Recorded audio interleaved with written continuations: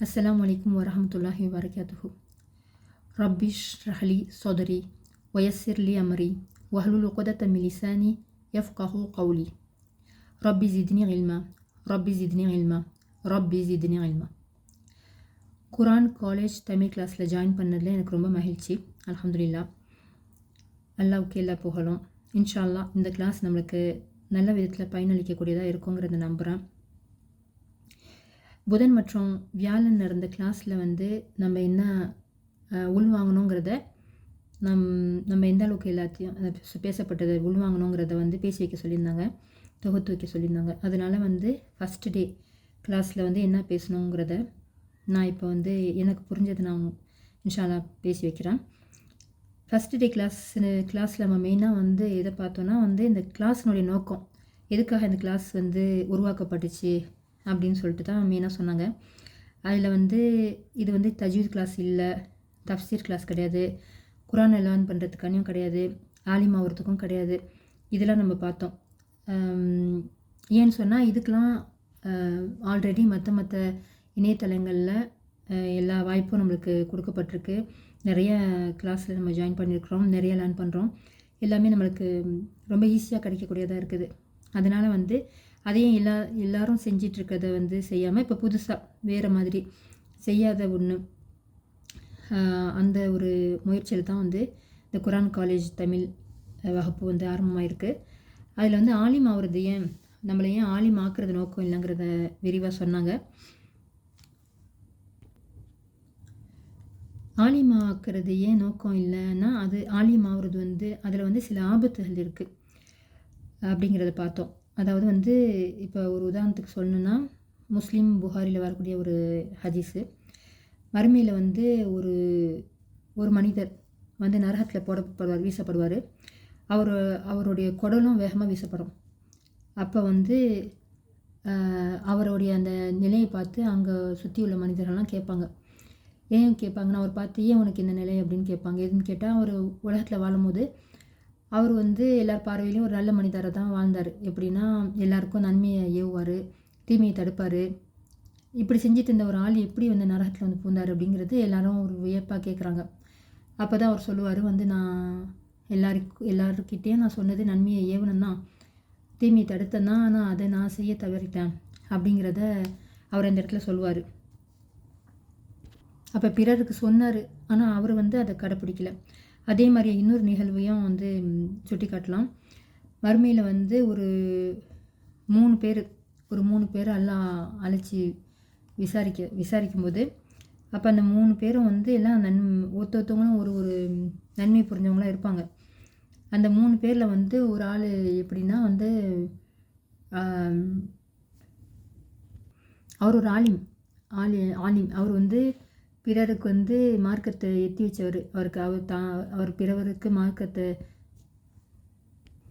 ஆனால் மெயினாக அவர் என்ன எல்லாருக்கும் எத்தி வச்சவர் எப்படின்னா, அது அவருடைய நோக்கம், உள் நோக்கத்தை அறிஞ்சவன் அல்லாஹ் தானே. அதனால் அவருடைய நோக்கத்தை பார்த்தா அவர் அடுத்தவங்களுக்கு அவர் அது சரியாக செய்யலை. அந்த மார்க்கத்தை எத்தி வச்ச வேலையை அவர் சரியாக செய்யலை. அவருடைய நோக்கம் சரியான நோக்கமாக இல்லை. அவர் பிறருக்கு அதை சொன்னாரே தவிர, அவர் அடுத்தவங்கள்ட்ட நல்ல பேர் வாங்கினேன், இந்த மாதிரியான அவர் நோக்கம் சரியில்லாமல் போனதுனால அல்லாஹ் தஆலா அந்த நன்மைன்னு நினச்சி அவர் செஞ்ச காரியம் அவரை ஒரு நரகத்தில் போய் தள்ளிடுச்சு. அதை சரியாக செய்யாத ஒரு காரணத்தினால. ஆலிம் ஆகிறதுல உள்ள சிக்கல் என்னென்னா, கற்பித்ததை செயல்படுத்தணும். நம்ம செயல்படுத்தாமல் போனால் அது மறுமையில் பாரதூரமான ஒரு விளைவை ஏற்படுத்துங்கிறது தான் இந்த ஹதீஸில் நம்ம பார்க்குறோம். ஒரு குரான் வசனம் கூட சொல்லலாம். சூரா ஜும்மாவில் 5வது வசனம், அஊஸு பில்லாஹி மினஷ் ஷைத்தானிர் ரஜீம். மஸலுல் லஸீன ஹும்மிலு தௌராத ஸும்ம லம் யஹ்மிலூஹா கமஸலில் ஹிமாரி யஹ்மிலு அஸ்ஃபார் பிஅஸ மஸலுல் கௌமில் லஸீன கஸ்ஸபூ பிஆயாத்தில்லாஹ் வல்லாஹு லா யஹ்தில் கௌம ஸாலிமீன். தௌராத் சுமத்தப்பட்டு பின்னர் அதை சுமக்காமல் அதன்படி நடக்காமல் இருந்தார்களே, அவர்களது உதாரணம் ஏடுகளை சுமக்கும் கழுதை போன்றது. அல்லாஹ்வின் வசனங்களை பொய்யென கருதியோருக்கு உதாரணம் மிகவும் கெட்டது. அநீதி இழைக்கும் கூட்டத்திற்கு அல்லாஹ் நேர்வழி காட்ட மாட்டான். அல்லாஹ் வந்து குரானில் இப்படி ஒரு உதாரணத்தை காட்டுறான். அதாவது வேதத்தை வேதம் வேதம் இருக்குது, ஆனால் அந்த வேதத்தை சும்மா சுமந்துட்டு போய் என்ன செய்ய, அந்த வேதத்தில் உள்ளதை கற்பிக்காமல் அதன்படி செயல்படாமல் நடக்காமல் இருந்தால் அதுக்கு வந்தெல்லாம் ஒரு கழுத உதாரணம் காட்டுறான். அதுதான் இப்போ நம்மளும் வந்து எப்படி சிந்திக்கணும்னா, அந்த குரான் இப்போ நம்ம வச்சுருக்குறோம், சும்மா வீட்டில் அதை அடுக்கி வச்சுருக்கிறதுல வந்து நமக்கு ஒரு யூஸும் கிடையாது. நிறைய 10 குரான் வச்சுருக்கோம், 20 குரான் வச்சுருக்கோண்டு அந்த குரானை வந்து நம்ம வாசிக்கணும், அதன்படி வந்து நம்ம அதை நம்ம முதல்ல வந்து உள்வாங்கணும், அதை செயல்படுத்தணும், பிறகு அடுத்தவங்களுக்கு சொல்லணும்.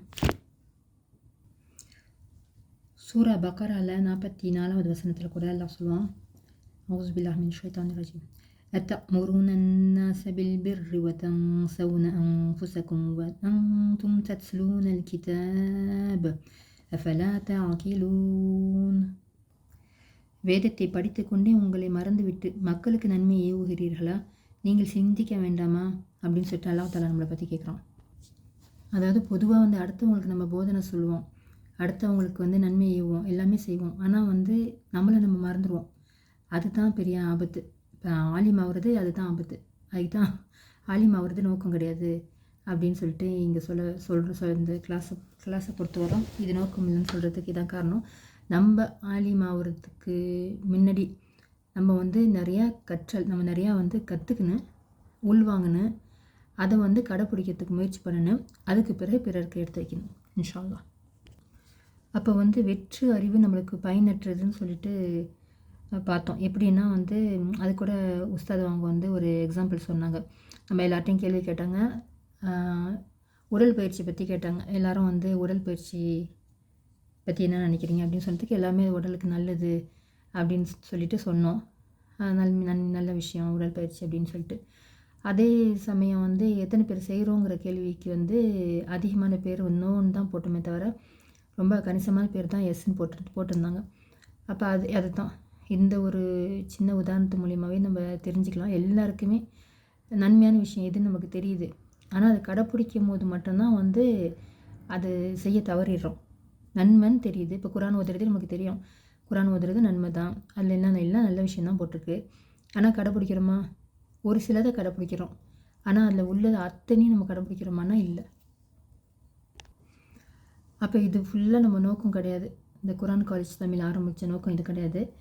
இதனுடைய நோக்கம் என்ன அப்படின்னு சொல்லிட்டு பார்த்தா, நம்ம வந்து வாழ்க்கை மாற்றத்தை பெறணும், நம்ம வாழ்க்கையை வந்து மாற்றம் பெறணும்.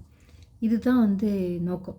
நம்மளுடைய வாழ்க்கையை வந்து மாற்றம் பெறணும். எப்படி பெறணும்னா, நம்மளுடைய வழிபாடு விஷயத்தில், நம்ம சிந்திக்கிற விஷயத்தில், கொடுக்கல் வாங்கல் விஷயத்தில், எல்லா விஷயத்துலேயும், நம்மளுடைய அனைத்து விஷயத்துலேயும், அன்றாட வாழ்க்கையில் உள்ள அனைத்து விஷயங்களையும் நம்ம எல்லா வகையிலையும் மாற்றம் பெறணுங்கிறது தான் இந்த நோக்கம். இப்போ இந்த வகுப்புக்கே நம்ம ஒரு டைட்டில் கொடுக்கணும் அப்படின்னு சொன்னால், மாற்றத்தை நோக்கி அப்படின்னு சொல்லிட்டு கொடுக்குறோம். நம்மளுடைய இலக்கு வந்து நம்ம குரானாக மாறணும். இதுதான் நம்மளுடைய இலக்கு. ஆயிஷா ரலியல்லாஹு அன்ஹா அவங்க அறிவிக்கக்கூடிய ஒரு ஹதீஸில் கூட நபி ஸல்லல்லாஹு அலைஹி வஸல்லம் அவங்களுடைய குணம் எவ்வாறாக இருந்துச்சுன்னு சொல்லிட்டு ஒரு சஹாபி கேட்பாங்க.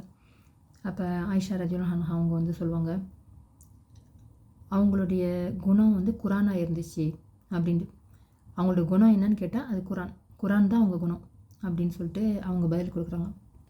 இப்போ இதுதான் இப்போ வந்து நம்ம என்ன மாற்றத்தை பெறணும்னா, இப்போ யாராச்சும் நம்மளை பார்த்து குரான்னா என்ன அப்படின்னு சொல்லிட்டு கேட்டாங்கன்னா, இப்போ நம்மக்கிட்ட கேட்க தேவை கிடையாது. நம்மளை பார்த்து அவங்க இதுதான் குரானில் சொல்லப்பட்டதுலாம் இவர்கிட்ட இருக்குது அப்படின்னு சொல்லிட்டு ஒரு மனிதரை பார்த்து அவங்க தெரிஞ்சுக்கணும். அதுதான் அந்த மாற்றத்தை தான் நம்ம எதிர்பார்க்குறோம். இப்போ அது மாதிரி தான் ஒரு மதத்தில் இப்போ வந்து ஒரு மதத்தை பற்றி நம்ம தெரிஞ்சுக்கணும். இப்போ கிறிஸ்டின் மதத்தை பற்றி தெரிஞ்சுக்கணும், யூத மதத்தை பற்றி தெரிஞ்சுக்கணும், அல்லது ஒரு இந்து மதத்தை பற்றி தெரிஞ்சுக்கணுன்னா நம்ம என்ன செய்வோன்னா, அவங்களுடைய வேதத்தை பார்த்தா தான் நம்ம புரிஞ்சிக்க முடியும். இப்போ நம்மளால் போய் ஒரு பகவத்கீதையை போய் படிக்க முடியுமானா, அதை படித்து நம்ம யாருமே தெரிஞ்சுக்கிறது கிடையாது. இப்போ பொதுவாகவே ஒரு இந்துக்களுடைய பழக்கங்கள்லாம் எப்படி இருக்குன்னா, ஓரளவு நம்ம தெரிஞ்சுப்போம். என்னென்னா அவங்க கோயிலுக்கு போவாங்க, பூஜை செய்வாங்க, இந்த சாமி கும்பிடுவாங்க, ஷிர்கு செய்வாங்கன்னு நமக்கு தெரியும். அவங்களுடைய வழிபாடு எப்படின்னா தெரியும். இப்போ கிறிஸ்டின்ஸ்னால் அவங்க வந்து வாரத்துக்கு ஒரு வாட்டி சர்ச்சுக்கு போவாங்க, அந்த மாதிரி இதெல்லாம் ஒன்று ஒன்று தெரிஞ்சு வச்சுருப்போம். ஆனால் இப்போ நம்ம பார்த்து இப்போ ஒரு முஸ்லீமை பார்த்து அவங்க ஒரு இஸ்லாம்னா என்னன்னா, இப்போ அவங்களும் வந்து நம்மளோட வேதத்தை படித்தா வர போகிறாங்க. ஒரு கணிசமான பேர் தான் வந்து வேதத்தை படித்து அதை புரிஞ்சு இஸ்லாம்லாம் இதான்னு சொல்லிட்டு அவங்க விளங்கியிருப்பாங்க. ஆனால் அதிகமான பேர் வந்து நம்மளை தான் பார்ப்பாங்க, ஒருத்தவங்களுடைய கேரக்டர் தான் பார்ப்பாங்க, அவங்களுடைய குணத்தை பார்ப்பாங்க. அவங்களோட குணத்தை பார்த்து தான் இது இஸ்லாமில் இப்படி தான் இருக்கும் போல இருக்குது, இப்படி தான் இதுதான் இஸ்லாமா அப்படின்னு சொல்லிட்டு அவங்க நம்ம பார்த்து தெரிஞ்சுக்குவாங்க. அப்போ நம்மளுடைய நடவடிக்கை நல்ல நடவடிக்கையாக இருந்துச்சுன்னா இஸ்லாத்தின் இஸ்லாம்னா இது தான் ஒரு நல்ல பேர் கிடைக்கும். நம்மளை பார்த்து அவங்க ஒரு நல்ல அபிப்பிராயம் பெறுவாங்க இஸ்லாத்தை பார்த்து. இப்போ அதே நம்மளுடைய நடவடிக்கை சரியில்லாமல் இருந்துச்சுன்னா அது வந்து ஒரு அவங்க நம்மளை பார்த்து அவங்க அந்த மதத்தை விரும்புகிறதுக்கு ஒரு வாய்ப்பை நம்ம அவங்களுக்கு இழக்கிற மாதிரி போயிடும்.